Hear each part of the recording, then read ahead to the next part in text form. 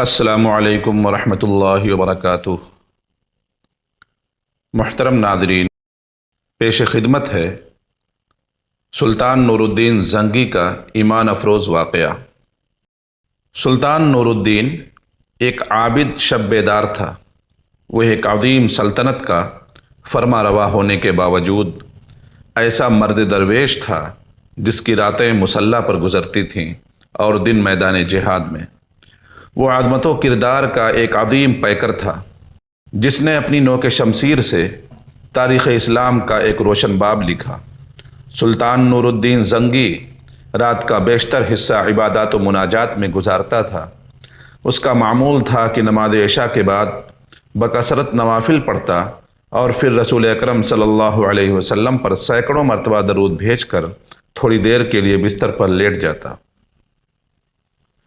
چند ساعتوں کے بعد پھر نماز تہجد کے لیے اٹھ کھڑا ہوتا اور صبح تک نہایت خشوع و خضوع کے ساتھ عبادت میں مشغول رہتا۔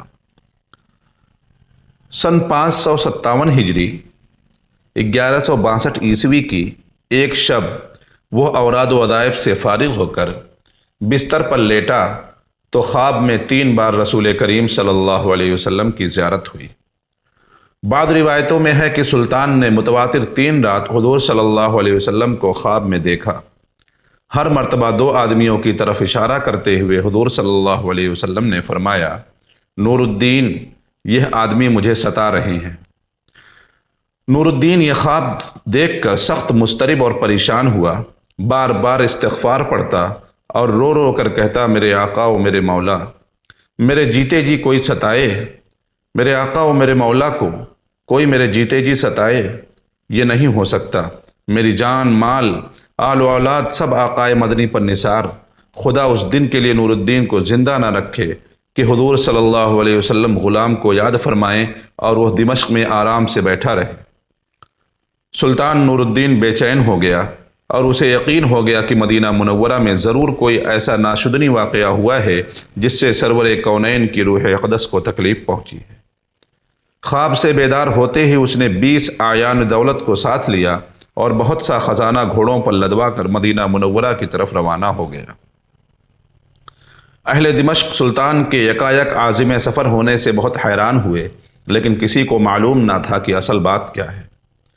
عزیز سامعین، دمشق سے مدینہ منورہ پہنچنے میں عام طور پر 20-25 دن لگتے تھے، لیکن سلطان نے یہ فاصلہ نہایت تیز رفتاری کے ساتھ طے کیا اور 16ویں دن مدینہ منورہ جا پہنچا۔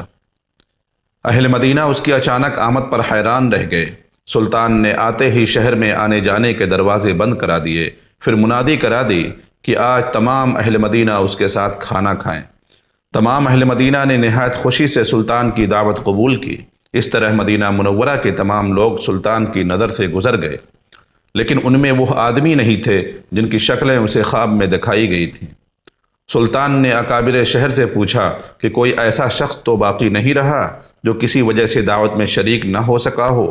انہوں نے عرض کیا کہ اہل مدینہ میں سے تو کوئی شخص ایسا نہیں رہا جو دعوت میں شریک نہ ہوا ہو، البتہ 2 خدا رسیدہ مغربی جو مدت سے یہاں مقیم ہیں نہیں آئے۔ یہ دونوں بزرگ عبادت میں مشغول رہتے ہیں، اگر کچھ وقت بچتا ہے تو جنت البقیع میں لوگوں کو پانی پلاتے ہیں، اس کے سوا وہ کسی سے ملتے ملاتے نہیں۔ سلطان نے حکم دیا ان دونوں کو بھی ضرور یہاں لاؤ۔ جب وہ دونوں سلطان کے سامنے حاضر کیے گئے تو اس نے ایک نظر میں پہچان لیا کہ یہی وہ 2 آدمی ہیں جو اسے خواب میں دکھائے گئے تھے۔ انہیں دیکھ کر سلطان کا خون کھول اٹھا، لیکن تحقیق حال ضروری تھی کیونکہ ان کا لباس زاہدانہ اور شکل و صورت مومنوں کی تھی۔ سلطان نے ان دونوں سے پوچھا کہ تم دونوں یہاں کہاں رہتے ہو؟ انہوں نے بتایا کہ روضہ اقدس کے قریب ایک مکان کرایہ پر لے رکھا ہے اور اسی میں ہر وقت ذکر الہی میں مشغول رہتے۔ سلطان نے ان دونوں کو وہیں اپنے آدمیوں کی نگرانی میں چھوڑا اور خود اکابر شہر کے ہمراہ اس مکان میں جا پہنچا۔ یہ ایک چھوٹا سا مکان تھا جس میں نہایت مختصر سامان مکینوں کی زاہدانہ زندگی کی شہادت دے رہا تھا۔ اہل شہر ان دونوں کی تعریف میں رطب اللسان تھے اور بظاہر کوئی چیز قابل اعتراض نظر نہیں آتی تھی، لیکن سلطان کا دل مطمئن نہیں تھا۔ اس نے مکان کا فرش ٹھونک بجا کر دیکھنا شروع کیا۔ یکایک سلطان کو ایک چٹائی کے نیچے فرش ہلتا ہوا محسوس ہوا۔ چٹائی ہٹا کر دیکھا تو ایک چوڑی سل تھی، اسے سرکایا گیا تو ایک خوفناک انکشاف ہوا۔ یہ ایک سرنگ تھی جو روض اقدس کی طرف جاتی تھی۔ سلطان سارا معاملہ آنن فانن سمجھ گیا اور بے اختیار اس کے منہ سے صدق اللہ و صدق رسولہ النبی الکریم نکلا۔ سادہ مزاج اہل مدینہ بھی ان بھیڑ نما بھیڑیوں کی یہ حرکتوں دیکھ کر حیران و ششدر رہ گئے۔ سلطان اب قہر و جلال کی مجسم تصویر بن گیا اور اس نے دونوں ملعونوں کو پا بزنجیر کر کے اپنے سامنے لانے کا حکم دیا۔ جب وہ سلطان کے سامنے پیش ہوئے تو اس نے ان سے نہایت غضبناک لہجے میں مخاطب ہو کر پوچھا، سچ سچ بتاؤ تم کون ہو اور اس ناپاک حرکت سے تمہارا کیا مقصد ہے؟ دونوں ملعونوں نے نہایت بے شرمی اور ڈھٹائی سے جواب دیا، اے بادشاہ، ہم نصرانی ہیں۔ بعض روایتوں میں ہے کہ یہ دونوں یہودی تھے اور اپنی قوم کی طرف سے تمہارے پیغمبر کی لاش چرانے پر مامور ہوئے ہیں۔ ہمارے نزدیک اس سے بڑھ کر اور کوئی کار ثواب نہیں ہے، لیکن افسوس کہ عین اس وقت جب ہمارا کام بہت تھوڑا باقی رہ گیا تھا تم نے ہمیں گرفتار کر لیا۔ ایک روایت یہ ہے کہ یہ سرنگ حضرت عمر کے جسد مبارک تک پہنچ چکی تھی، یہاں تک کہ ان کا ایک پاؤں ننگا ہو گیا تھا۔ سلطان کا پیمانہ صبر لبریز ہو گیا۔ اس نے تلوار کھینچ کر ان دونوں بدبختوں کی گردنیں اڑا دی اور ان کی لاشیں بھڑکتی ہوئی آگ کے الاؤ میں ڈلوا دی۔ یہ کام انجام دے کر سلطان پر رقت طاری ہو گئی اور شدت گریہ سے اس کی ہچکی بندھ گئی اور وہ مدینہ منورہ کی گلیوں میں روتا گھومتا اور کہتا تھا، زہ نصیب کہ اس خدمت کے لیے حضور صلی اللہ علیہ وسلم نے اس غلام کا انتخاب فرمایا۔ جب ذرا قرار آیا تو سلطان نے حکم دیا کہ روضہ نبوی کے گرد ایک گہری خندق کھودی جائے اور اسے پگھلے ہوئے شیشے سے پاٹ دیا جائے۔ سلطان کے حکم کی تعمیل میں روضہ اطہر کے چاروں طرف اتنی گہری خندق کھودی گئی کہ زمین سے پانی نکل آیا۔ اس کے بعد اس میں سیسہ بھر دیا گیا تاکہ زمانہ کی دست برد سے ہر طرح محفوظ رہے۔ یہ سیسے کی دیوار روضہ اقدس کے گرد آج بھی موجود ہے اور انشاءاللہ ابد تک قائم رہے گی۔